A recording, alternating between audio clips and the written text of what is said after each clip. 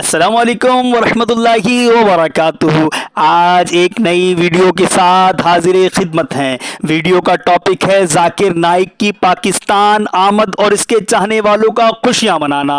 ہاں، یہ وہی لوگ ہیں جو سرکار صلی اللہ علیہ وسلم کی پیدائش پر خوشیاں منانے کو ناجائز اور شرک و بدعت کہتے ہیں۔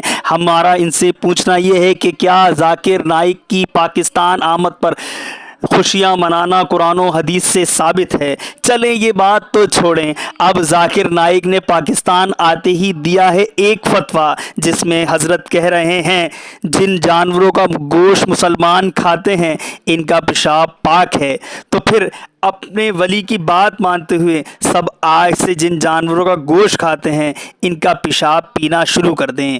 فتاوی ذاکر نائک، آپ خود ہی سن لیجئے۔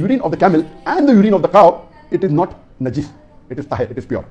According to the fuqahas, according to Islamic scholars, they say that any animal which is permitted for a Muslim to eat, or any bird which is permitted for a Muslim to eat, that animal or that bird's urine and feces is tahir, it is pure, it is not najis. The urine and feces of all the animals which we are permitted to eat, whether it be goat, whether it be sheep, whether it be camel, whether it be cow, it is not najis. So based on this, according to the fuqahas, according to Islamic scholars, the urine of the cow is not najis. اس کے علاوہ بھی ذاکر نائک کے بہت سے اسلام مخالف عقائد رکھتے ہیں۔ اپنی ایک کتاب میں ذاکر نائک نے لکھا ہے کہ حضور صلی اللہ علیہ وسلم لکھنا پڑھنا نہیں جانتے تھے۔ نمبر 2، اسلام کے عظیم ثانی ہے۔ واقعہ کربلا کو ایک سیاسی جنگ قرار دی اور یزید کا دفاع بھی کیا، یہاں تک کہ معاذ اللہ امام حسین رضی اللہ تعالیٰ عنہ کو شہید کرنے والے یزید کو رحمت اللہ تعالیٰ علیہ بھی کہا۔ ذاکر نائک نے کہا 3 طلاقیں 1 طلاق ہوتی ہے، جبکہ پوری امت کا اس بات پر اتفاق ہے کہ 3 طلاقیں 3 ہی شمار کی جائیں گی۔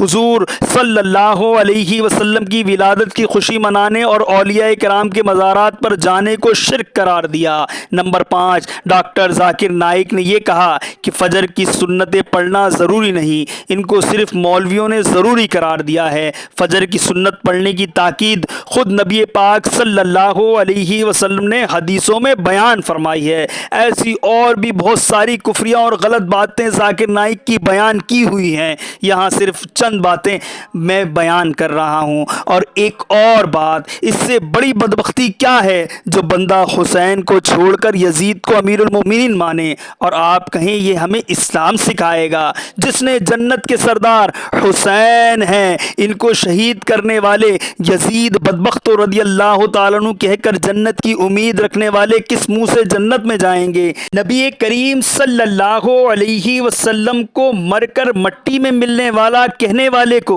یہ کیوں نظر نہیں آیا کہ بے شک اللہ نے مٹی پر حرام فرمایا ہے کہ وہ انبیاء کے جسموں کو کھائے؟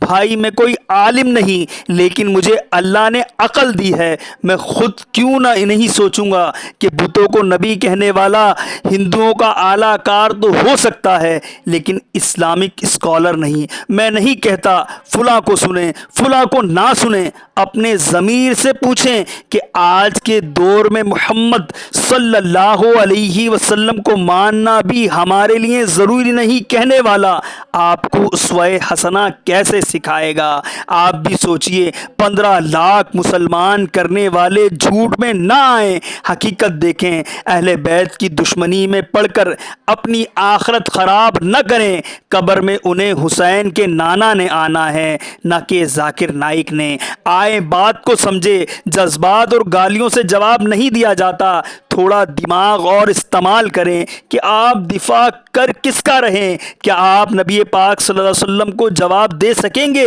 آپ اندازہ کریں، جو بندہ اسٹیج پر اتحاد کی بات کر تو رہا ہے لیکن پوڈ کاسٹ میں جب سوال ہوا کہ امیر المومنین یزید والے بیان کے متعلق تو اس نے گھما دیا کہ اگر میں کچھ کہوں گا تو شیعہ ناراض ہو جائیں گے، یعنی اندازہ تو کریں اس کے نزدیک شیعہ ناراض نہ ہوں، اس لیے وہ یہ بولے گا نہیں کہ یزید جنتی امیر المومنین اور رضی اللہ تعالیٰ عنہ ہیں، لیکن عقیدہ یہی رکھے گا، چاہے تو حضور صلی اللہ علیہ وسلم ناراض ہو جائیں۔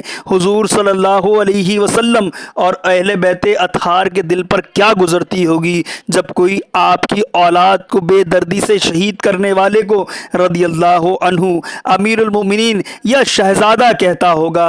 चले आगे चलते हैं। हाल ही में गवर्नर हाउस में शिया मसलक के आलिम ने इसकी स्टेज से पहले इसकी मौजूदगी में शिकवा किया कि हमारे और अहले सुन्नत के दिल दुखे हुए हैं इस बात से जो आपने कही करबला 2 शहजादों की जंग थी, यजीद अमीरुल मोमिनीन, यजीद करबला सियासी जंग थी वगैरह। फिर कामरान टिसोरी ने भी ये बात कहते हुए इसका रद्द किया कि शहजादा सिर्फ एक है, यानी यजीद नहीं जिसको आप शहजादा बोलते हैं, बल्कि इमाम हुसैन रदी अल्लाह तआला अन्हु। इसके अलावा उसके पास